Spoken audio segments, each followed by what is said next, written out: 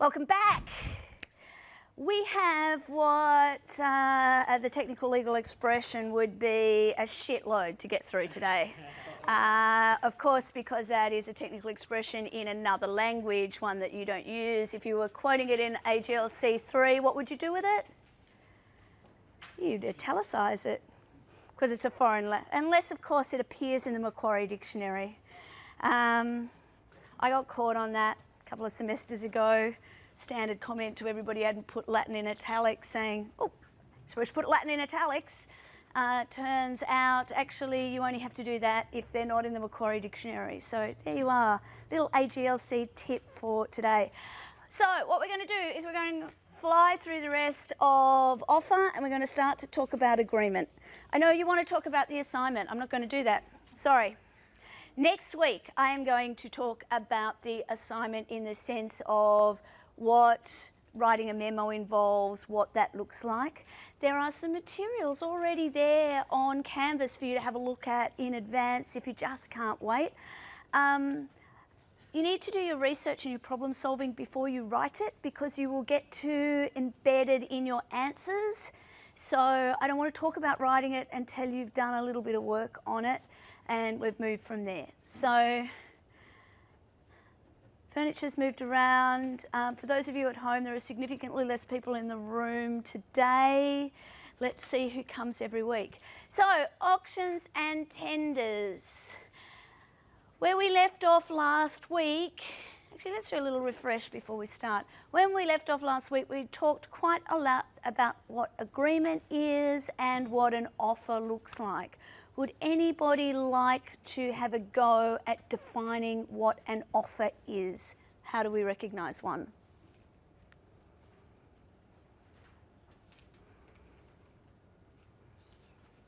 That's an actual silence, by the way. The recording hasn't stopped. Okay, let me, because you're down the back of the room, and I think your name is Mark? Mark, so nice to see you again. Thanks for coming. Want to have a go? What do you reckon? How would we recognise as lawyers an offer in the wild? Well, now you've got me on the spot, but it's an agreement between two or more parties. So an agreement has two or more parties, made up of an offer and acceptance. What's the offer part? If I'm going to make you an offer, how would you recognise that? As the agreement. Okay. Acceptance of the agreement. So something capable of acceptance. So if I were to see these wonderful posters that are around on the walls here, they're quite lovely. They've been made by people at a guest who are in my mate Chris Murphy's leadership class in the MBA process. Incredibly valuable. So I reckon the asking price for these is probably $100 each. You could go around and select any of them. Am I making you an offer? You think I am? Anybody think I'm not making you an offer? I know it. You're Carly. Nat's gone. Emily. Emily. It shouldn't be gone. Okay, so Emily, what about my statement made it feel to you that it might not be an offer? Because you're not saying, because you can always decline. I can decline like. It's more of an invitation to treat rather than an offer, because it's the same way that a shop places things. So I'm going to repeat just to make sure it hits the recording. So that kind of statement is analogous to an invitation to treat, probably is an invitation to treat. We've got items on display. They have an asking price. That might be the language that's there, or a shelf price. But in order for an agreement to be made, you would have to go to the person who is selling them. Probably not me, Chris Murphy by the sounds of things, or the students involved, and make an offer.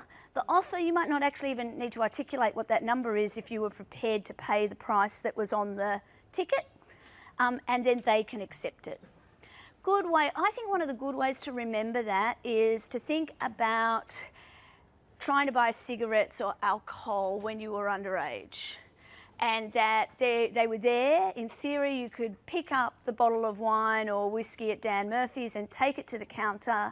It had a price on it. but you're actually making an offer to purchase it. It's not, you're not accepting the offer. And it's because you're making an offer that the shopkeeper can, they might not do it, but they can say no. So a contract is only made when an offer is accepted.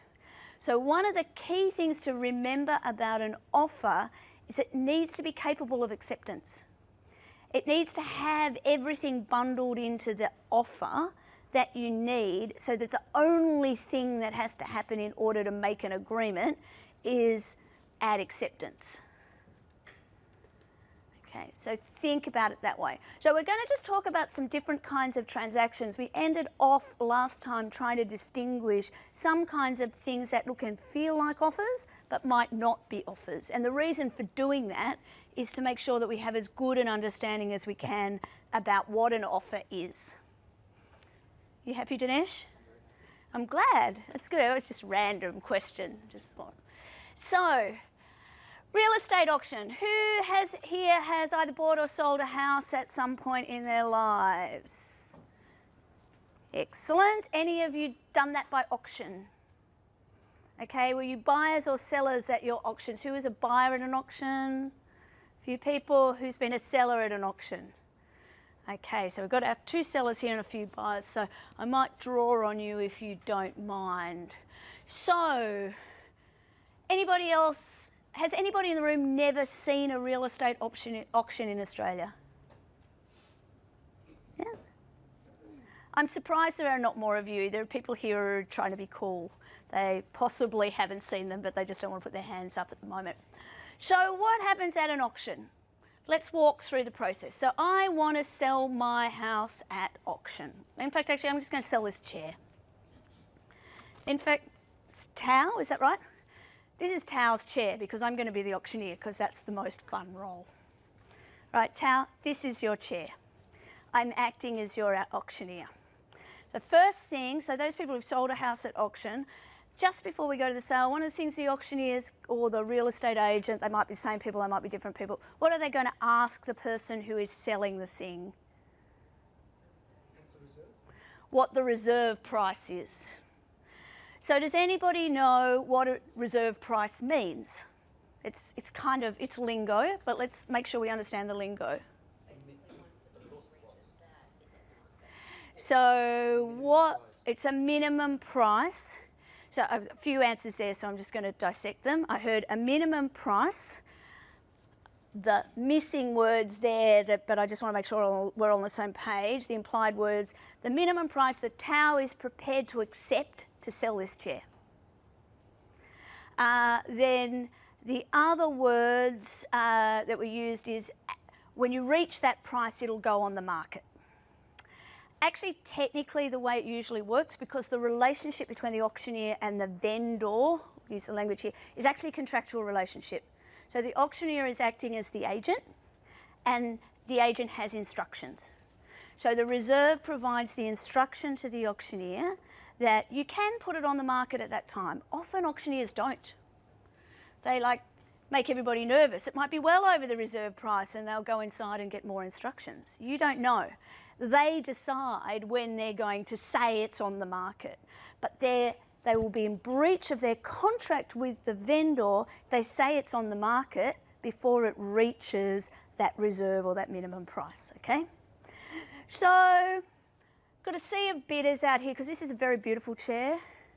So, you know, welcome here, ladies and gentlemen, to this beautiful, beautiful establishment here on a Thursday afternoon in the middle of Melbourne. And I'm so excited to be able to present to you this beautiful chair.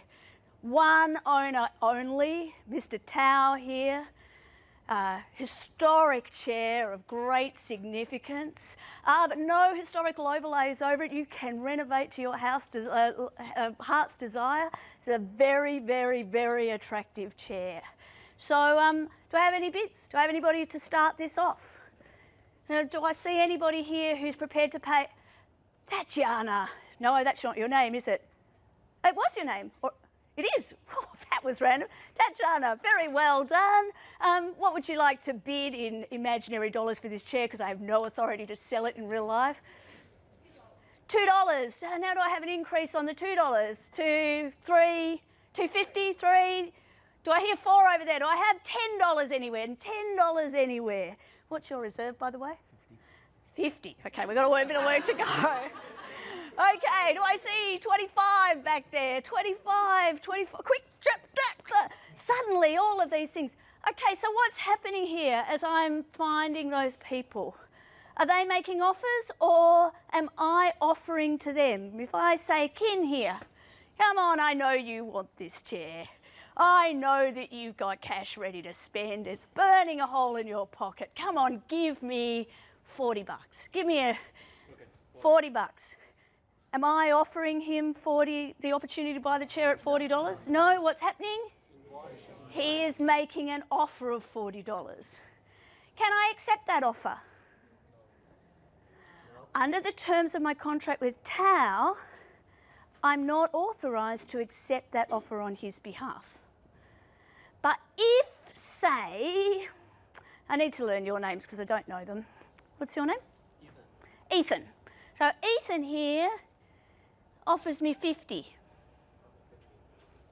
He's going to offer 50. Very nice of you, thank you, Ethan. At this point, I'm actually authorised to accept it. So at this point, I might say 50. $50 going once. $50 going twice. In the absence of any other offer, I'm going to accept that offer of $50. I've got the hammer here ready to go. Somebody might splurt out something else and make another offer, but they might not. At that point, I can accept. Am I accepting the offer? Am I going to be bound to enter into a contract with you? Or have I entered into a contract with you? I'm hearing a yes, I'm hearing a no. Hearing a no. This is my instructor here, so I might actually ask Tao. Why? Because vendor is a contract. Vendor is the one who enters into the contract. So because I'm acting as the agent, under the terms of a different contract that we have, I am acting as his agent to accept or reject bids. So in fact, Ethan might have offered 50, but I'm absolutely convinced that I can get 55 out of Taps here. Absolutely convinced. Look at him. Look at him, that tie, you just know he can do 55 for a chair. You just know it. So I'm there and I'm just waiting. Now I can create my own theatre if I want to, but at the end of the day, I'm not the one that's bound. So I can then go in and say to Tao, we'll have a little chat. Look, I've got you 50, but I think I can give you 5 more. I walk out. He's very stubborn though. He's not giving me anything. And Ethan, in the meantime, has got what we like to call in the business the collywobbles. He's a little bit anxious. He's like, oh, sorry, Kath. I can't do it. I'm out of here. Can I hold him to that? I can't hold him to that because at the stage that he has withdrawn his offer, it hasn't been accepted yet. So I can, again, I'm just acting as the agent. So it's actually not terribly different. Where the case comes out, this AGC Advances case is interesting. Sorry, mate, I didn't sell your chair. You're going to have it back. So where this is interesting is this question of what happens if there is no reserve. Or once the auctioneer says the property is on the market. So the thing is, it's really easy to get yourself caught up in these real estate agent cases. And I would actually just always remind you to step back from them a little because the buying and selling of real estate is in every state of Australia a highly regulated activity. So I'm talking at the moment about the common law principles. The reality is that there are laws that say what an auctioneer can and cannot say about price, whether or not I think I picked some bids out of the air to get us up high enough to near the reserve. I would be breaking some legislation doing that. There's no common law contract implication for that, but I am most likely breaking the law doing a number of those things. Similarly, messing around at the end and losing the one bid that I had would probably have an ethical issue for me in front of the real estate board, but for the purpose of illustrating the contract point, I think it's fine. So the general rule here is that the advertisement of an auction is merely a declaration of an intention to hold a sale. It's not an offer by itself.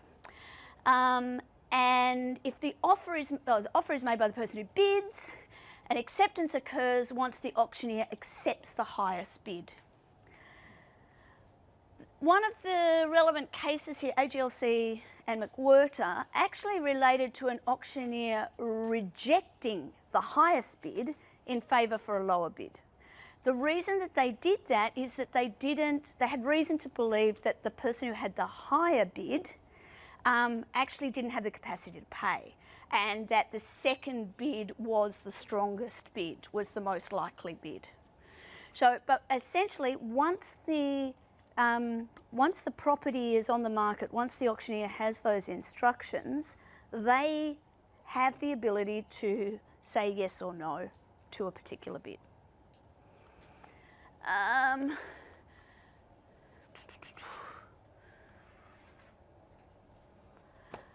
No particular reason to distinguish between the reserve and the no reserve question either.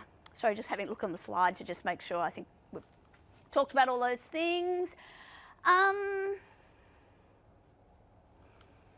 Sorry, just said tender. Love me tender, love me true.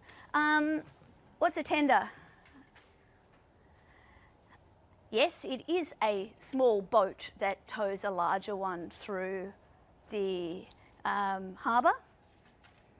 But what else is it? It's when, my experience is with non-profit organisations, when they put a tender in for a contract with the government. Okay, so an example is non-profit, but it's exactly the same thing. So where an organisation tenders either to do something or to receive services. Mostly in the situation you were just describing, the government is seeking somebody to perform a service. So they put out a tender, so a list of requirements of things that they want done, and then they ask different service providers essentially to bid to do the contract. So service providers or providers of chairs or tables or IT services or whatever it happens to be, they answer all the questions in the tender. They say things like, some of them will be performance related things like, yes, if you sit on our chairs, they don't break. Some of them will be organisational things like, we have at least 40% of our staff are from diverse backgrounds, or we participate in environmental programs and only use recycled paper and those kind of things. They'll have that sort of stuff. And then there'll be the key stuff. We'll deliver it for this price in this amount of time, doing those things. So confirming the terms of the contract. So what is the tender?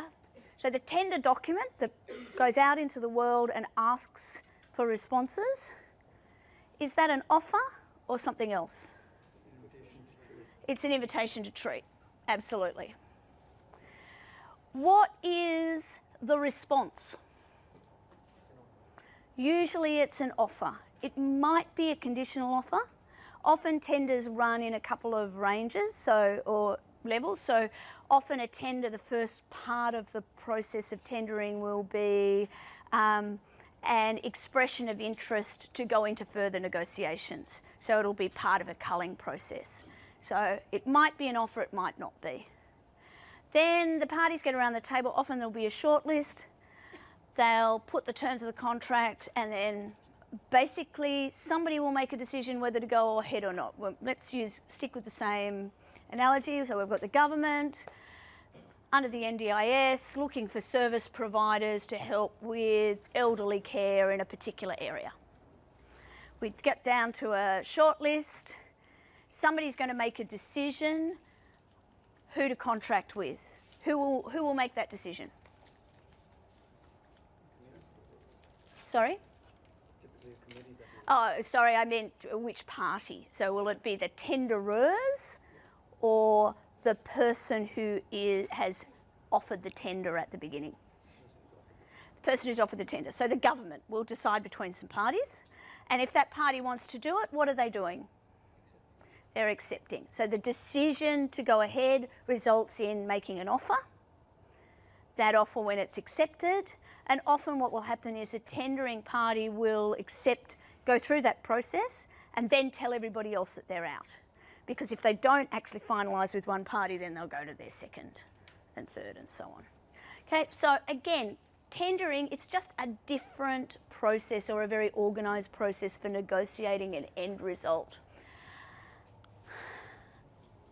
Harvela is an interesting case and illustrates a tender process, but we're going to use it really to illustrate what a tender is not, or how an offer, how it usually doesn't work. So in a particular tender situation, one of the respondents basically came back and said, before that, is when the tender documents went out, the Royal Trust of Canada said this: if you make an offer and it's the highest offer, then we'll accept it, provided that it complies with the terms. So Harvela came back and said, can't remember exactly the numbers now, but we'll comply with the terms and we'll do it for the same price, the best price plus minus, I can't remember which way it went around. So, yeah, it was that, yeah, we're going to adjust the price for 100,000. So they didn't actually even know what their bid was. So ultimately in that case, the court found that actually that wasn't really a tender process at all. That because Royal Trust of Canada had actually said, we bind ourselves to do this, that it was actually an offer. It was a unilateral offer that was capable of acceptance by conduct, and the one thing that you had to do was bind yourself to the best price, because they'd bound themselves to the best price. I'm going to flick through these key point slides because you can have a look at them in your leisure, and we're going to run out of time in about a minute. So I want to talk about, at the same time, if anybody has any pressing questions, you've really got to call them out today. Terminating or withdrawing offers. The other term that we use for this is revocation of offer. So an offer that is revoked, or the revocation of an offer, is the same as the termination or withdrawal of the offer. It's going to be really tempting when you write assignments and you think about this language, because you really do need to try and use the proper technical language. It's going to be really tempting to get passive. Do you understand the difference between passive and active language? I think the easiest analogy for me is, everybody know the dog ran away with the spoon? Little riddle, you know, the cat jumped over the moon, or cow jumped over the moon. Cow jumped over the moon is an active sentence. The moon was jumped over by the cow is a passive sentence. Or my daughter, who's a writer, says if you can add the words by zombies at the end and it makes sense, then you're probably writing in a passive way. So it was jumped over by zombies. A revocation by zombies. Think about that, because there is a trick to using the combination of the right language, some of which will be unfamiliar to you, but making sure that it's active and clear. Because sometimes we think if we have very long sentences and we use revocation, 3 syllables, instead of just withdraw or revoke, 2 syllables, that we sound cleverer. And often that is not the case. So keep it simple. If you're tripping over yourself when you read it out loud, then you need to think about how to simplify it. Can I ask a question? Why is it that it has to be active rather than passive? Why does it? Statement makes the same meaning. Why Sometimes, so the question is, why does it need to be passive instead of active? And it doesn't in all cases. It depends on what you're dealing with. But good, modern, plain language drafting practice prides itself on active language. So it's an industry move. It's something that the industry has moved to very consistently over the last 30 years. really the only place in real life where passive language is really used regularly these days is in pure academic writing, where there is value in taking the researcher out of the writing and really focusing on the object. If you are trying to give particularly clients advice, the meaning can get lost if you are making everything passive. So part of what good lawyers need to be able to do is not only solve the problem, but communicate the solution in a meaningful way to their clients. So a combination of industry, but it's industry practice for a reason. It's an excellent question. So how can offers be revoked? We're going to look at each of these pretty quickly. They can be withdrawn. In other words, the person who made the offer, like Ethan did earlier, he can just say, no, I don't want to do that anymore. Withdraw. He can communicate the withdrawal or the revocation of the offer. Some offers just lapse over time. So when I was 4, my grandfather said he'd get me a pony one day. My grandfather's been dead for 35 years. Do you reckon I should go to the estate and get that pony? I've been waiting for a while. We haven't had any conversation about it.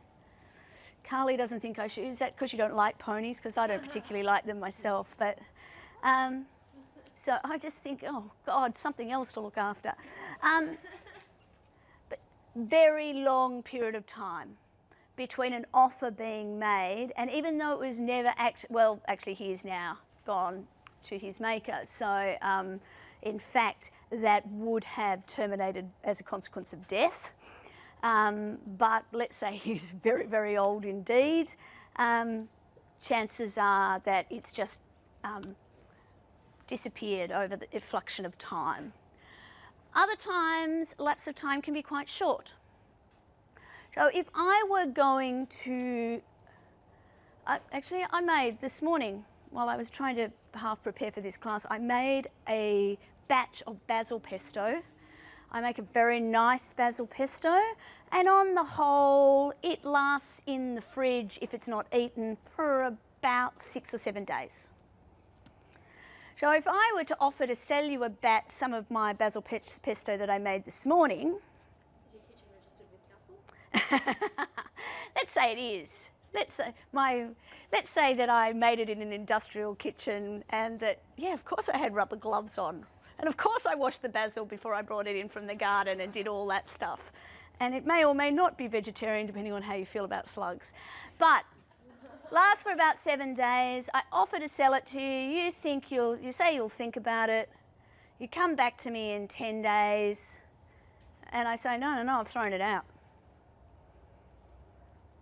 I haven't actually told you that I've withdrawn my offer. It's only 10 days. It's not a really long... Is it reasonable for me to count that offer as lapsed, to not be bound by it? A lot of nodding on the heads, because they're perishable goods. It only has a life of 7 days. Probably by about day 5, I could say no. But if I just made a straight out offer and I hadn't actually withdrawn it, the second you accept a contract is made, and I'm in breach if I can't front up with the basil pesto. Sometimes it'll be a longer period of time. So when goods are, basically the court will apply a reasonable test. When goods are perishable, it'll be a shorter period of time. When goods have a longer shelf life, or if they're not particularly specific. So if I'm offering to sell you 10 tonne of iron ore delivered to the port at a particular date, and you can accept delivery at any time, I'm just waiting for you to accept, I might be bound by that for many years, because you don't care whether it was iron ore that was dug today or dug in 3 years' time. You just need it to meet your load. We settle a price. So futures contracts, and I don't really want to get into the futures market right now, but are bound around people managing that kind of risk, where you have a long-term requirement for receiving goods, a fluctuating price. People want to lock in a price, but there are offers over a long period of time for both delivery and acceptance. Offers sometimes can fall over because a condition fails. So let's just say, I don't mean to pry into your personal business here, Ethan, but when Ethan offered that 50 for the chair earlier, let's say that was a subject to finance offer. And I don't remember your name, sorry. Yes. Hamish. So let's say Hamish is Ethan's banker, and Ethan is saying, I'm going to go out, I'm going to find myself a property, will you lend me some money? Hamish is saying, well, tell me about the property and I'll decide. So he's made an offer of $50 for that chair. He's gone back to Hamish and said, okay, you're going to front me the money? And Hamish said, no way, that's ridiculous. If the offer had been subject to finance, the unavailability of finance means that your offer itself has lapsed. So it's a conditional offer. And then sometimes, and it's similar but different, you can have the failure of a conditional contract. So the contract might exist, but it's a term of the contract that some other thing has to happen. So again, I'll use futures contracts as an example.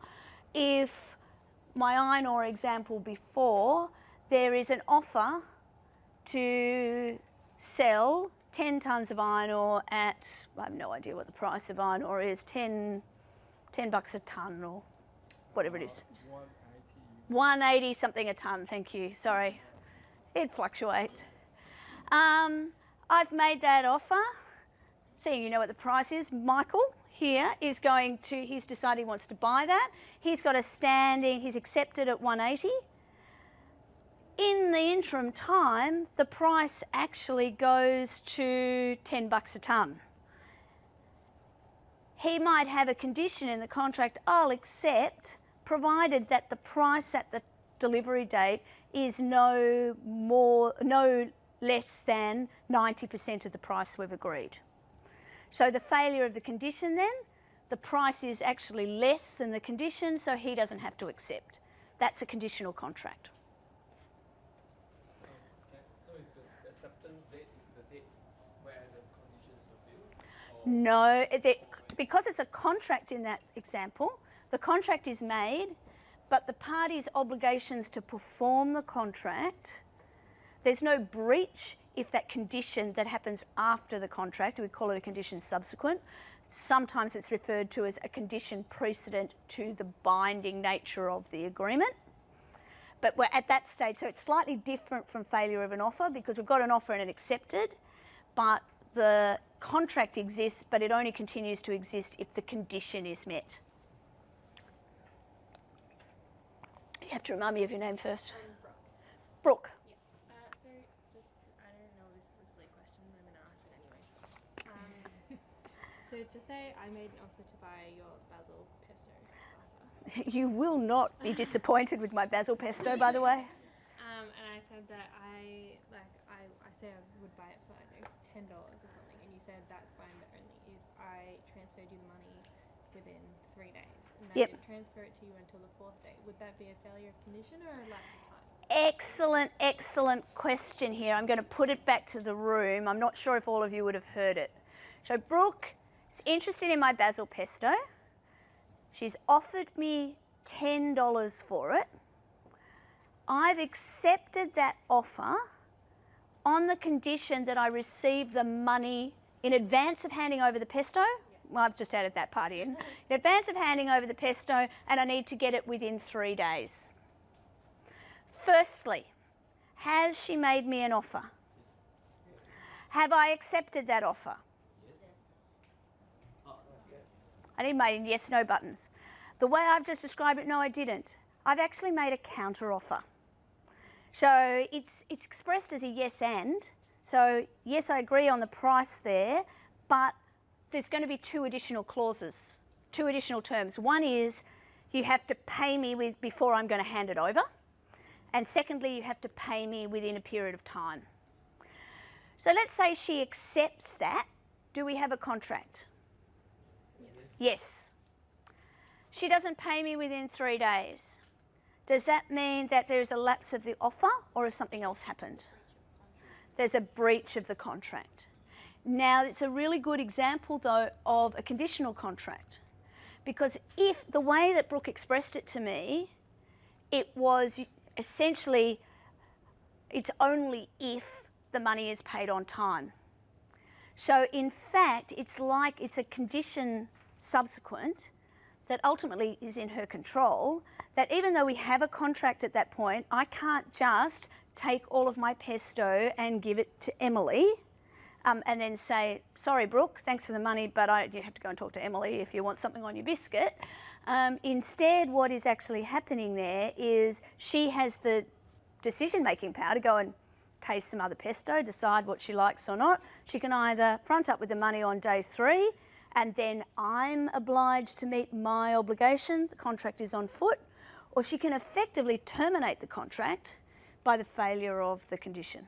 It doesn't seem to have a contract when there's no exchange of consideration. Well, there is an exchange of consideration, and we'll get to this in a little bit more detail, because there's an exchange of promises.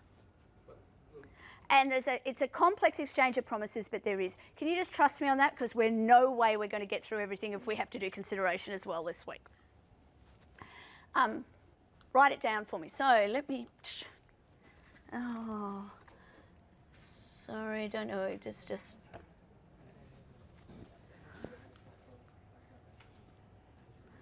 Okay. There is something here that doesn't like... Oh, there we go. All right, so nice little slide here in your pack.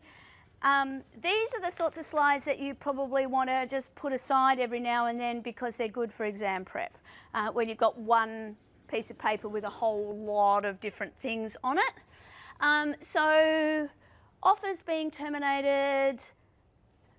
We've talked about these theories already. So this is a slide that gives you some cases to support these ideas. And I want to talk about a couple of them as we go forward.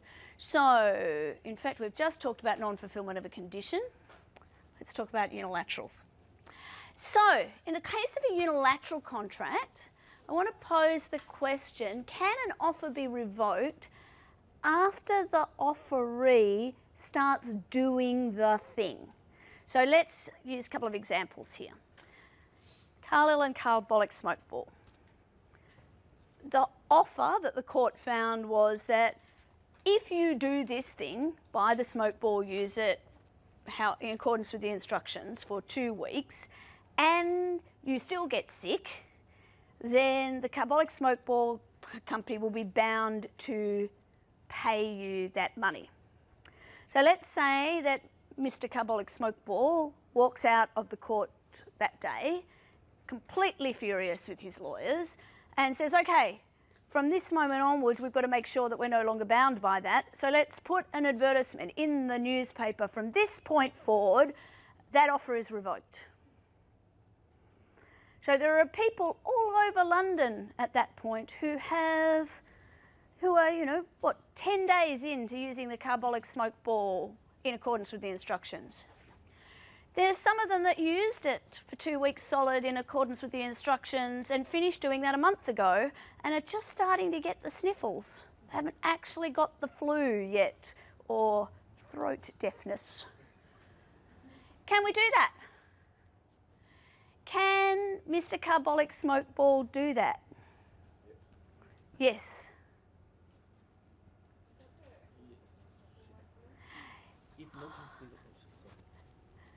Can you say that nice and loudly for everybody to hear? Is that where equitable estoppel might come in? Equitable estoppel well and truly might come in there. Thank you, very well done. So the straight common law answer to that is yes, they can. If you are the offeror, you can withdraw or revoke your offer at any time. However, equity might stop you from asserting that that contract isn't valid or that it has been withdrawn because it would be inequitable not to. The reality is we have product liability laws that would deal with that now anyway. Yeah, let's keep from there. Any other questions on that? Any thoughts about that? Tao. So I have a quick effective revocation. I'm not sure you talk about later. So that effective revocation, you need to send the referee actually received the notification or just by the notification. Okay, so what you're talking about here is communication. Yeah, And yeah, you're right. Actually, I haven't dealt with it on the slides particularly well. The case book, I think, deals with it particularly well anyway. But with all of these things, and we'll talk about the communication element more in the context of acceptance, but the rules are basically the same. A contract can't be a secret. So in fact, in the weekend, the drop-in shoot, we spent quite a bit of time talking about Crown and Clark, which is one of the cases that I'll get to shortly. And one of the key issues that comes out of that case is this idea that, and it is closely bound up in the idea of certainty and in consideration as well. Even though we're picking out these bits, they do actually interface with each other. So in order to identify whether a contract exists or not, we need to identify each of the components using an objective test. So, thinking about Taylor and Johnson, it doesn't actually matter what you really meant. What matters is what a reasonable person would believe you to mean in the actual circumstances. So if you don't know about something, you can't have an objective view about that thing. So if you don't know that an offer has been revoked, you can't have an objective view that your acceptance is too late. So objectively, at the point that you're accepting, if you don't know the offer has been revoked, you can't actually do anything about it. Similarly, if you don't know that the offer has been accepted, you can't be stopped from rejecting it or from revoking your offer. And that's why, and I know it does everybody's head in, and it's less and less relevant every minute, but the postal acceptance rule doesn't fit with that logic. Because if the postal acceptance rule says when you put the letter saying you're going to accept in the mail, at that point the acceptance happens, well, objectively, the person who's on the other end of that letter receipt can't know, right? It's a lucky dip. And it's well and truly a set of rules that came out of a particular time and a particular place where at that point the mail, it was outside of the control of the parties. So the risk had to be allocated one way or the other, and the choice was to make the risk go with the person who is receiving the communication, not the person who's making the communication.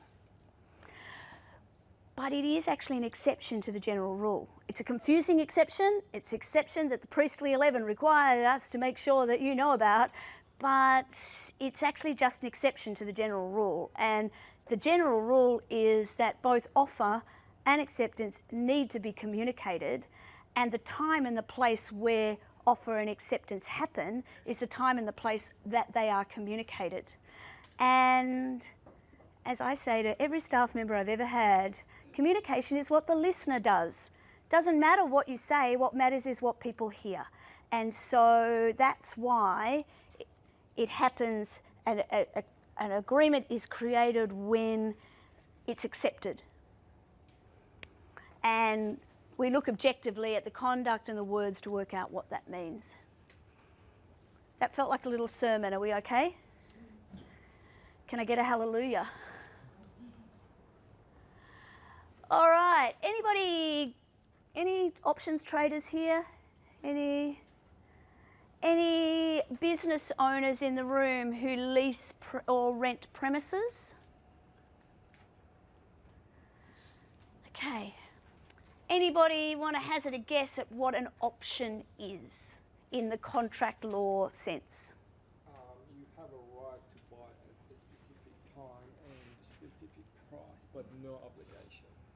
So can I be a little bit more legally specific? A party has a right to buy or rent or do something at a specific price and at a specific time, and often on very specific terms, but they have no obligation to do so. So where we see it most often in just general commercial practice is if a business leases premises to run their business, they will get a lease, let's call it, and you'll see it on signs. You'll notice them now when you're walking home or during the street. You'll see big signs for leases over the city, and it'll say something like, you know, fully furnished floor, lots of natural light, 3 by 3 by 3.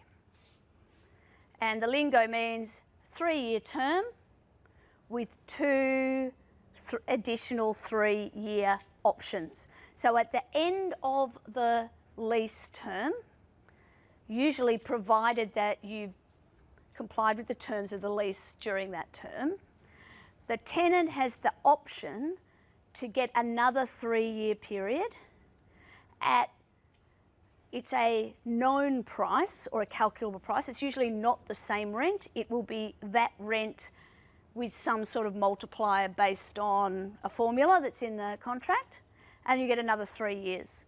And at the end of that 3 years, they also then have the right, but not the obligation, to extend it again. So at the end of 9 years, the landlord, it's completely up to them. It's their premises. They can say, thank you, so long, goodbye, or they can say, do you want to renegotiate? It's completely up to them. So they then have the right to make a new offer or seek a new offer. So Emily? It's kind of like being able to renew a contract. Yeah, it's a renewal. On Is predetermined terms. Yeah. Rather than having to agree. So they don't only have to be renewals. That's the most common way. You might also have, it's quite common to have an option over a piece of land. So it might be, you see it a lot with farms too, that particularly in farming families, that somebody will grant an option over a certain number of paddocks or whatever to often another family member, not always, that it's essentially a right of first refusal as much as anything else. So I might grant an option over, sorry, Tao might grant you an option over this chair. So specify he'll sell it to you for $50, and you've got until the end of this class to exercise the option. So you have the right to buy the chair. That effectively means contractually he can't sell it to anybody else. So if Ethan finally sorts out his finance there with Hamish, comes and offers $52, Tao will be in breach of the option if he sells it. Interestingly, because you've probably heard that, you could come and sell that, buy that, and immediately on sell and take a profit. That'd make him cross, but that's one of the rights that you effectively get under the option. So what was the right that you, what was the right first offer? The first offer, oh, it's like a first offer, a right of first refusal is what I call it. Now, a right of first refusal can be a technical thing as well. So that would be, and it's a form of option where Tao says you don't actually agree a price, but Tao essentially promises, I won't sell this to anybody else without offering it to you first. In that scenario, commercially, these guys want are prepared to pay $52 for it. He might have to say, well, before I can sell it to you, I've got an option with Emily. I have to go and offer her the opportunity to buy it for $52. If she says, no, I'll sell it to you, but it wouldn't be fixed. So can you use options for hedging? Hedging is options. Yeah, they're at a risk of really oversimplifying some complex finance, but that's all it is. So people basically, because you've got a right, you don't pay if the price is outside the hedge. So what do we want to say here? I can't remember. I'm having one of those days where I can't read without being in the right spot. So is the promise to hold the goods open or the offer open for a period of time a binding one? And the answer to that is yes, if there is a contract to hold the offer open, and that's what an option is. But an option, in order to be binding, needs to be a contract. which means it has to have all of the elements of contract. So the option itself is a separate contract from the contract to buy and sell the chair. So in order for Emily to enforce the option against Tao, if he just went and sold that chair to Ethan for $52, Emily would need to demonstrate that all of the elements of a contract were there for the option. So she would have to demonstrate that he offered to hold it open until the end of the class, that the price was $50, and that there was consideration for the option. So the price that they'd agreed that she would pay for the chair, the consideration for the chair is $52, but there needs to be consideration for the option too. So that might be 10 cents, it doesn't matter what it is, but there needs to be separate consideration for an option because it's a separate contract. Okay, have I just made that messier than it needed to be for you? I think we're all looking good here. If you're having problems with that in home in your pyjamas, please ping me an email. How are we doing for time? Okay, let's talk about Mobil. Has everybody read this? Enough to get through it? So let's shoot through the cases, the facts really carefully. The facts on this case are quite important.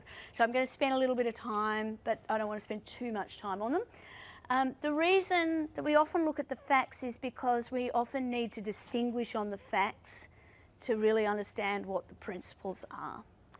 So Mobil oil have basically petrol stations, they had the oil, they were also ran a whole heap of franchisees. So has everybody got a basic understanding of what a franchise is? Okay, at risk of really oversimplifying, a franchise is again a set of contractual rights under which one person holds usually some intellectual property. It'll be a brand and a way of doing things. So think about McDonald's. Or the branding is the same, the food and recipes are all the same, the methodology for training staff is all the same. It's a method for doing things.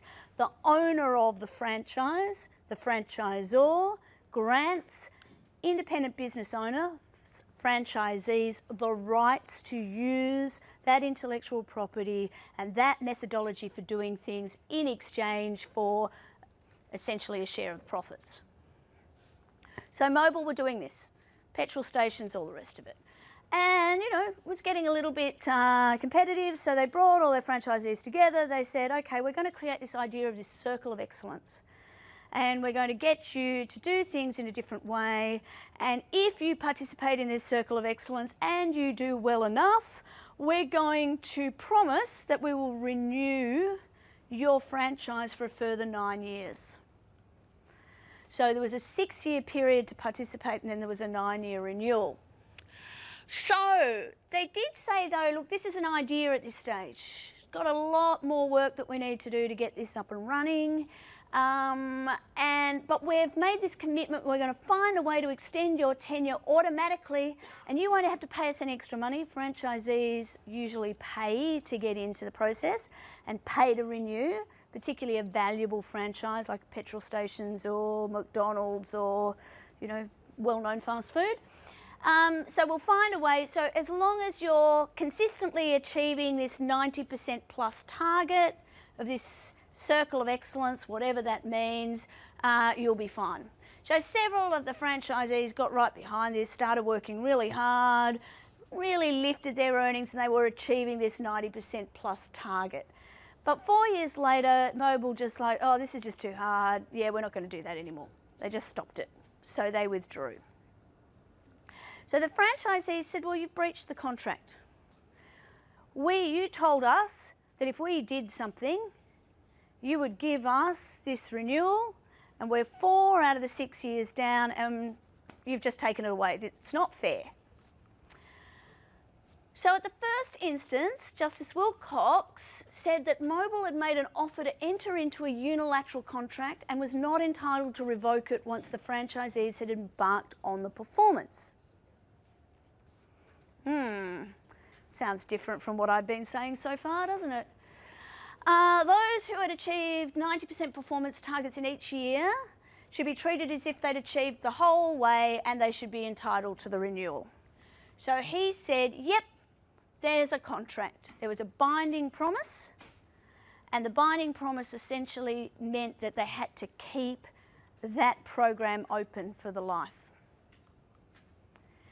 So, in a move that will surprise no one, Mobil wasn't happy about that and appealed.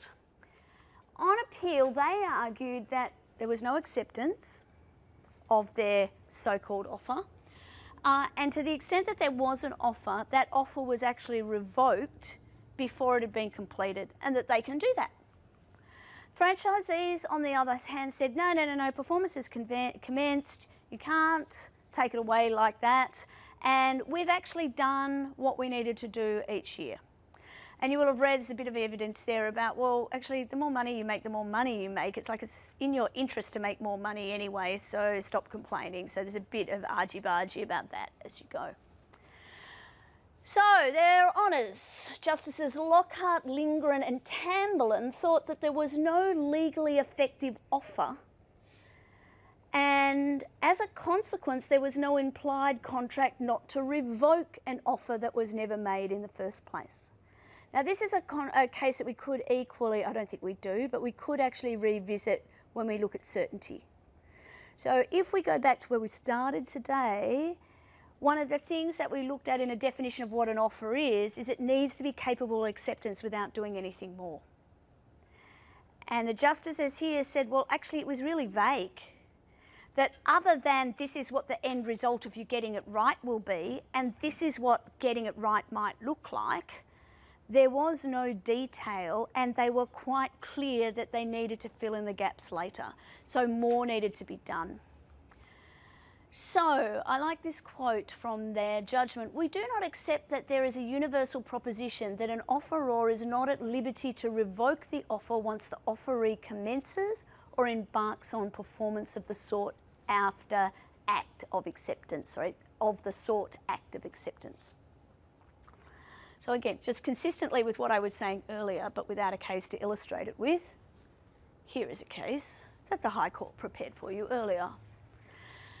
So, what's the impact of this? An offer made in return for performance of an act is, like any other offer, revocable, I never know where to put the emphasis on which syllable.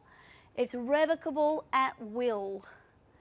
So this, Serena's point earlier when we were using Carl Hill and Carbolic Smokeball as an example was, even so, the smokeball company may well be stopped, because if it was patently unfair to act in that way.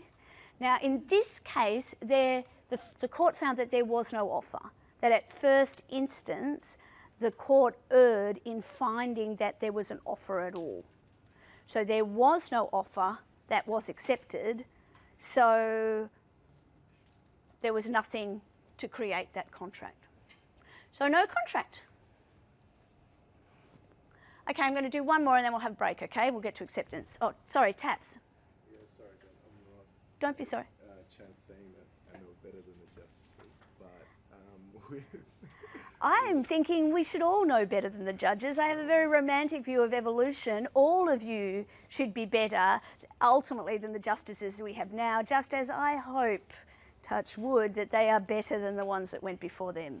you know, but in the second case, I'm a bit confused because in Mick Robertson versus the Robertson Robertson and State Commissioner for Taxation, WA. Yeah, I'm thinking about the wrong case. Sorry. Oh, okay.